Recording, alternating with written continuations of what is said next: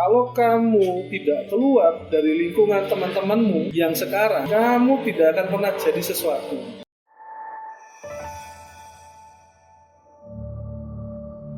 Assalamualaikum warahmatullahi wabarakatuh. Assalamualaikum Muhammad. Saya Muhammad Saad, tapi teman-teman biasa manggilnya Momo. Muhammad Saad ini nama hijrah ya. Dalam arti kata ketika saya pindah ke Malang itu, guru saya itu memberi nama, dan kebetulan saya meminta karena dulu itu nama saya itu Maurice Albert. Maurice Albert ini ya nama Kristiani sebenarnya, tapi kita bukannya Kristen dari dewasa, kecilnya memang sudah Muslim, tapi tidak. Masalah ilmu agama ya jauh sekali lah sini. Maurice Albert Surbakti karena ada mata saya sih jalanan sebelum ke Malang ini, karena hidup saya dulu ngaco sekali istilahnya, jadi saya agak gerah dengan nama itu ya. Akhirnya saya sempat sebelum berangkat ke Malang itu saya sama nemuin guru saya dulu, Ustaz Majid, guru besar di Palembang itu. Saya bilang, Ustaz, saya pengen ganti nama. Itu prosesnya lama sekali, jadi saya datang itu istilahnya dari maghrib, saya baru dipanggil itu jam 1 malam. Kemudian kopiah kepala saya dilepas, Pak suruh Pak kopiah sambil didoain gitu kan, kepala saya dipegang didoain. Jadi nama antum sekarang Muhammad Saad. Saya diem karena saya nggak tahu bahasa Arab lah kayak gitu kan. Saya bilang, apa artinya Ustaz? Saya bilang gitu kan. Dia bilang orang yang berbahagia. Jadi nama lengkap antum sekarang Muhammad Saad Al-Muhajir, orang yang berbahagia dalam berhijrah. Alhamdulillah sampai sekarang nama itu saya pakai, tapi tidak saya pakai keseluruhan. Dalam arti ada beberapa teman-teman kalau yang familiar ya teman-teman manggilnya Momo. Ini perjalanan saya 6 tahun di Malang, alhamdulillah. Jadi perjalanan bisnis saya di Malang ini unik. Pertama saya habis bangkrut, dari Palembang itu habis bangkrut. Saya nggak punya apa-apa, nggak punya uang juga, utang saya banyak.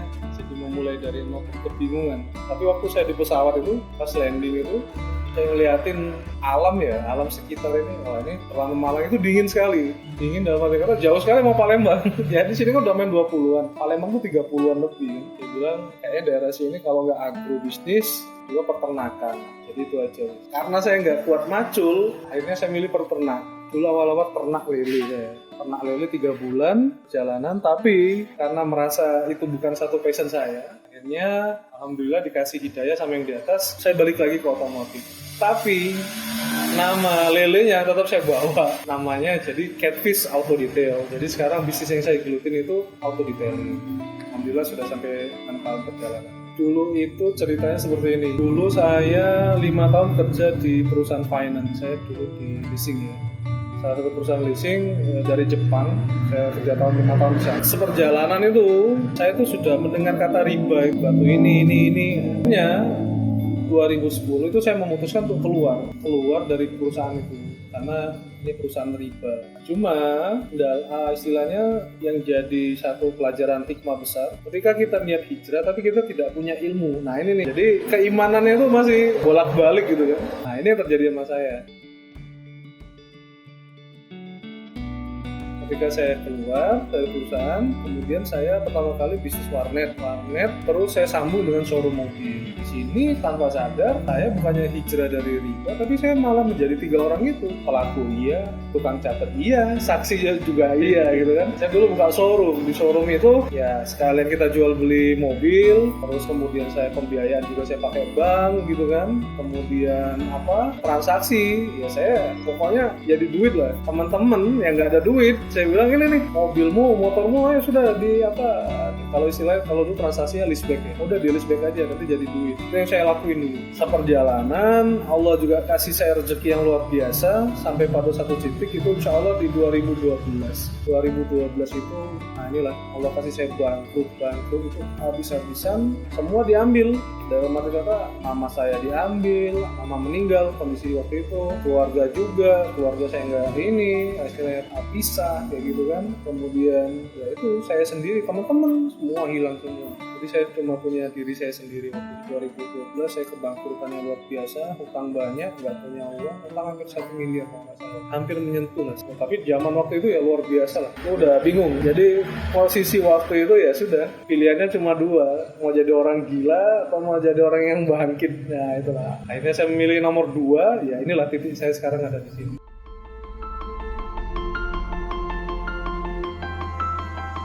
Kalau pencapaian terbaik ya, pertama Catfish ini udah satu pencapaian terbaik bagi saya. Karena apa? Di sini saya bisa membuktikan bahwa bisnis saya ini tidak dibangun dengan ribawi seperti itu. Kalau dulu kan mindsetnya seperti ini. Nah ini nih, jadi kita ini sebenarnya walaupun kita muslim, tapi secara ekonomi kita itu dididik dengan sistem-sistem yang sangat kapitalis. Teori-teori yang dari kecil kita udah istilahnya dari kecil tuh sudah terdoktrin gitu kan. Terdoktrinnya seperti apa? Modal sekecil-kecilnya, untung sebesar-besarnya kayak gitu kan. Akhirnya ya ini kedoliman seperti itu. Terus kita didoktrin juga kalau kita nggak punya uang istilahnya kan, kita tuh nggak bisa bikin bisnis kayak gitu. Akhirnya kita harus hutang. Ada beberapa pengusaha itu akhirnya buka bisnis dengan hutang. Nah ini kan nggak benar juga. Jadi konsep-konsep seperti ini ya inilah ke bawah. Nah, pencapaian terbesar saya, alhamdulillah, saya bisa memulai itu. Pertama, saya tidak memulai tanpa riba, saya memulai dari nol, saya menikmati sekali proses bisnis, saya belajar banyak. Catfish selama 6 tahun ini, alhamdulillah, walaupun secara finansial dia belum mencapai target saya, tapi sudah berprogres menuju ke sana. Jadi bagi saya Catfish Auto Detail itu satu pencapaian luar biasa bagi saya. Karena saya itu benar-benar dari nol, dari minus kerat berproses sampai sekarang. Catfish ini pencapaian tertingginya sebenarnya luar biasa ya. Berarti gini, dulu itu kita itu sempat tidak pernah berpikir bahwa kita ini akan mencapai 100 juta. Karena konsepnya apa ya? Ya sudahlah, seperti itu mengalir aja. Nah, tapi inilah proses bertumbuh. Pelan-pelan perjalanan luar biasa. Nah, yang terjadi kemarin di Desember itu kita sudah mau hampir achieve 200 juta untuk yang 2021. Walaupun secara finansial memang lari uangnya itu kan tidak dalam bentuk aset ya, tapi kita berputar terus. Jadi dalam arti kata memang tidak terlihat, mungkin tidak terlihat head on gitu kan, kayak yang lain-lain gitu kan. Saya juga apa adanya sekali, istilahnya biasa-biasa saja. Tapi bagi saya ini prosesnya luar biasa. Dalam arti kita sudah istilahnya on the track untuk mencapai angka yang kita mau kejar. Dan ini harus dengan proses pembelajaran yang panjang.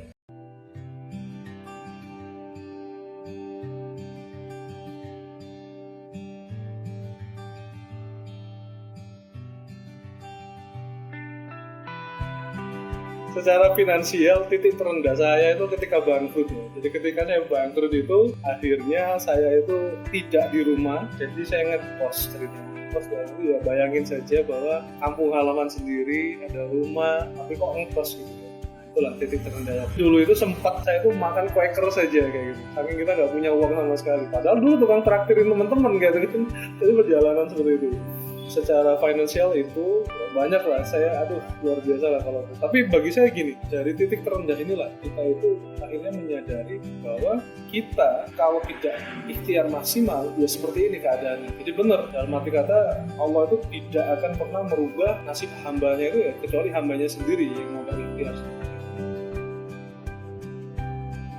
Secara finansial itu, tapi secara religi titik terendah saya itu yang ketika saya itu buta Al-Quran, saya itu sholatnya masih belum sampai pada satu sisi ketika saya bangkrut itu saya ke salah satu majlis besar di Palembang itu saya cuma nangis di sana. Saya taubat dalam hati karena ya saya udah pasrah lah. Saya bilang kalaupun harus mati hari ini ya saya siap istilahnya. Udah mau ngapa-ngapain nggak bisa ngapa-ngapain lagi gitu kan. Istilahnya gitu. Tapi Allah tuh masih sayang. Allah sayang itu ternyata memang seperti itu. Dia manggil saya lagi. Ini loh hambaku ini. Cuma alhamdulillah hidayahnya seperti ini. Waktu itu jujur saja yang menemani itu ya istri saya yang sekarang. Dia itu gini. Dia itu kasih motivasi 2 ya. Saya masih ingat itu. Dia bilang, kalau kamu tidak keluar dari lingkungan teman-temanmu yang sekarang, kamu tidak akan pernah jadi sesuatu. Kamu akan seperti itu saja. Jadi kamu harus keluar dari lingkungan teman-temanmu. Kedua, saya bilang seperti ini, kamu hidupmu nggak benar, tapi kamu bisa kaya. Kenapa hidupmu benar, kamu nggak bisa kaya? Berarti yang goblok kan kamu katanya waktu itu. Nah ini saya mikir terus ya alhamdulillah ya. Jadi saya luar biasa. Nasihat yang baik itu memang kedengarannya tidak enak, tapi nasihat yang tidak enak kedengarannya juga sama kayak gitu, tinggal pilih aja. maunya seperti apa. Ya itu tadi, dalam arti kata ketika kita sudah pasrah, sudah ridho dengan semua ketetapannya, ya akhirnya semua jalan itu terbuka. Makanya saya bilang sama teman-teman, kemarin saya bilang sama teman-teman juga, dalam bisnis itu kuncinya cuma satu, saya bilang keimanan, dua strategi. Kenapa keimanan ini di depan? Karena kita harus sadar bahwa kita ini hanya sebatas ikhtiar untuk menjadi perantaranya rezeki, mencari perantara rezeki. Jadi begini, sumber rezekinya tetap Allah, perantaranya macam-macam, ada bisnis, ada segala macam. Nah, kita nggak kuat, kadang-kadang kita ini menuhankan perantara, akhirnya melupakan yang menciptakan rezeki. Contoh, misalkan di masa pandemi, dari mana ceritanya semua bisnis yang di atas kertas itu tidak akan rugi, tapi Allah balikkan. Contohnya penerbangan, pariwisata, bahkan yang luar biasanya itu Ka'bah itu bisa kosong kalau Allah menghendaki. Nah, makanya saya bilang sama teman-teman, keimanan itu yang paling penting. Karena kalau kita keimanan kuat, kita tuh akan ikhlas ridho menerima semua ketetapan-ketetapan. Misalkan nih, kita tidak akan mikir bahwa misalkan bisnis kita ini sepi gara-gara diguna-guna orang kayak gitu kan. Akhirnya ya sirik. Jadi dapat info, insert bahwa bisnismu ini lagi ini. Nah, akhirnya kita mencari perantara yang lain gitu kan. Nah, gimana bisnis lancar segala macam. Nah, tapi kalau kita sudah keimanan yang kuat, dan kita kuat, insya Allah itu melewatinya itu tenang. Jadi tidak tidak gopok kayak gitu. Nah, kedua, dikombinasi dengan strategi. Kita harus paham bahwa bisnis ini juga ilmu dunia. Dalam arti kata kita harus belajar. Kita harus belajar pemasaran, kita harus tahu market kita siapa, kita harus tahu istilahnya keuangan, kita harus tahu progres bisnis kita ke depan. Nah, ini kita harus pelajari. Jadi nggak melulu istilahnya kita cuma batas yakinlah ini saya harus ini, tapi tanpa kita ada ini. Nah, titik balik ketika saya rendah itu saya mempelajari semua keberangkutan saya, kenapa, dan paling penting bahwa kehancuran suatu bisnis itu kesalahan terbesarnya ya ownernya sendiri, bukan hal-hal lain. Jadi kalau misalkan teman-teman nanya kenapa bisnisnya gini, saya bilang ya sudah, saya simpel aja. Yang bertanggung jawab tuh ya ini, saya kasih HP, saya tunjukin posisi selfie, ya ini orang yang bertanggung jawab. Ya the problem is you, saya bilang seperti itu. Jadi kamu harus perbaiki diri. Yang paling berjasa itu pertama pasti almarhum mama ya.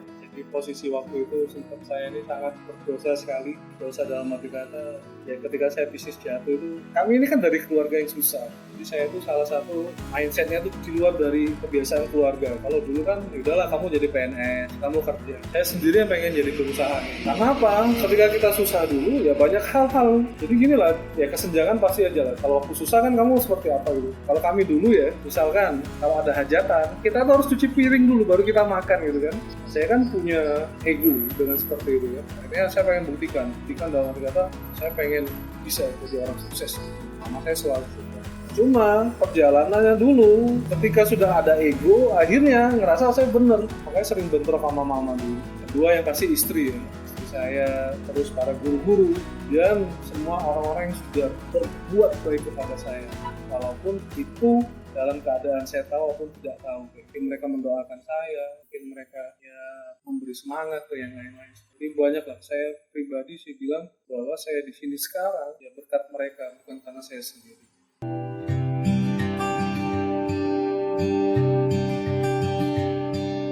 Jadi waktu itu masih ingat saya waktu membuka catfish bisnis auto detailing ini. Jadi waktu itu kita itu dapat orderan. Karena saya tuh nggak pernah makan nasi empok gitu, nasi empok bungkus itu ya. Saya kan nggak pernah sama sekali, saya nggak tahu ini nasi apa gitu. Terus saya tuh nggak tahu nasi kalau dipakai jagung itu kan, kalau di tempat saya bilang ini makanan burung kayak gitu.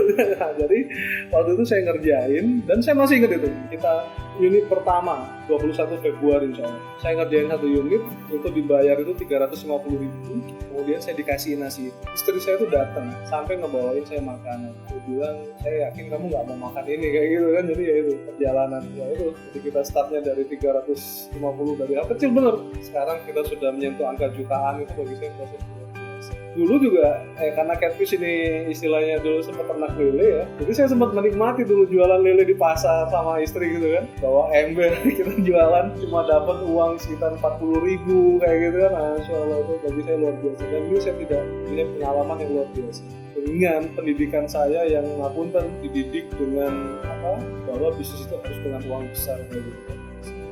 Catfish ini cita-citanya kita pengen jadi satu korporasi, jadi satu perusahaan auto detailing terbaik nasional, dan satu hal lagi ini perusahaan syariah terbaik nasional. Selama ini beberapa perusahaan itu yang sejenis itu masih dikuasai oleh teman-teman yang di luar dari Islam ya. Saya pengen muncul di sini, pengen korporasi yang besar. Kedua, saya pengen menekankan bahwa prinsip-prinsip ekonomi Islam itu bisa diterima dengan baik. Kedua, ini dakwah kami sebagai pengusaha syari bahwa Islam itu udah luar biasa. Dia ngatur ekonomi itu dengan baik sekali.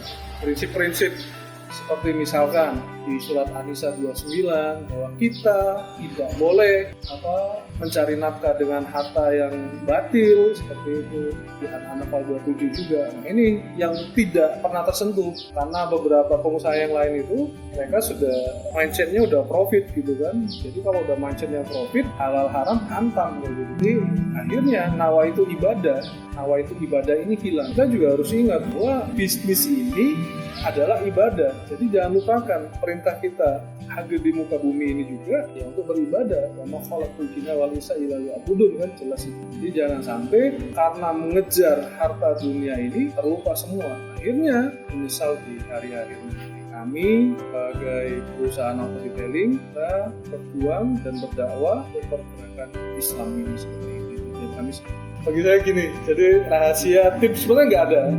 Pertama, ya kalau saya bilang gini saja, bisnis ini adalah mentality. Jadi perjalanannya tuh ups and down. Jadi jenengan itu untuk berbisnis itu yang paling penting itu ya sudah mentalnya harus kuat. Gak bisa mental yang istilahnya kalau anak-anak sekarang tuh mental rebahan gitu. Jadi kamu gak ngapa-ngapain, tiba-tiba pengen jadi pengusaha kan ceritanya. Orang tuh pindah pada waktunya, mungkin status pindah pada waktunya, apa dari Gusti Allah kayak gitu. Enggak, bisnis itu journey ya. Jadi bisnis itu perjalanannya jenengan sendiri yang menentukan mau sukses mau berhasil, itu jenengan sendiri.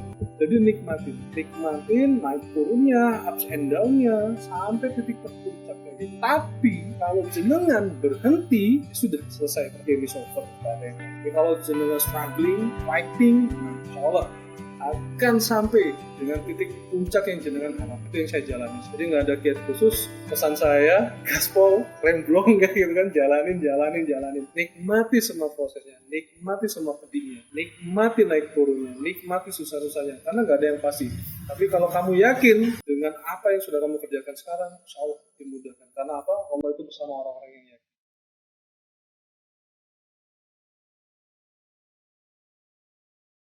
Pesan buat pengusaha muda, kita ini sebagai pengusaha adalah pengemban dakwah. Jangan sampai kita lupakan, karena usaha ini adalah ibadah. Contoh Sayyidina Utsman bin Affan, contoh Sayyidina Abdurrahman bin Auf yang luar biasa. Mereka dengan bisnisnya utamakan istilahnya ibadah, utamakan akhirat.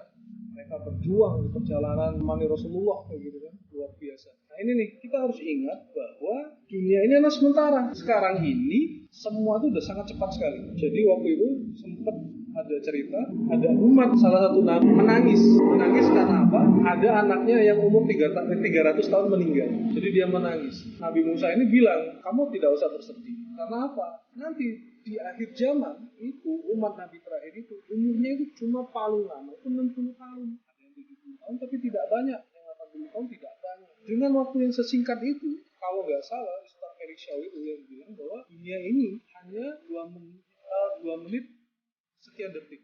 Jadi singkat sekali. Dengan waktu singkat ini, apa nggak sia-sia kita hanya fokus untuk mengejar harta? Apa nggak sia-sia kita hanya fokus untuk mendapatkan pencitraan di dunia saja? Kita kan mau kerja khairun nas atau minas, kita mau kerja fastabiqul khairat. Itu yang kita kejar. Biar apa? Nanti ketika di yaumul hisab, ketika kita meninggal, kita punya investasi pahala yang terus mengalir. Ini yang kita dapatkan dari bisnis kita. Tujuannya seperti itu. Jadi buat pengusaha muda sekarang, pesan saya jangan tertipu dengan pencitraan gaya hidup yang luar biasa hedon, kemudian istilahnya egoisme, idealisme, terus prinsip bahwa semua itu adalah uang adalah sumber kebahagiaan, ibadah. Makanya kita kali kita ini cuma punya hari ini. Kemarin bukan punya kita. Yang ke depan belum tentu punya kita. Jadi mau ngapain lagi? Jadi maksimalkan. Kalau kita tidak harap ridho Allah, selesai urusannya. Ketika tiba-tiba datang pertanyaan dari belakang menentukan robuka, mau jawab apa kita istilahnya kan? Masa mau jawab bisnis kita? Tak mungkin kan? Itu yang paling penting.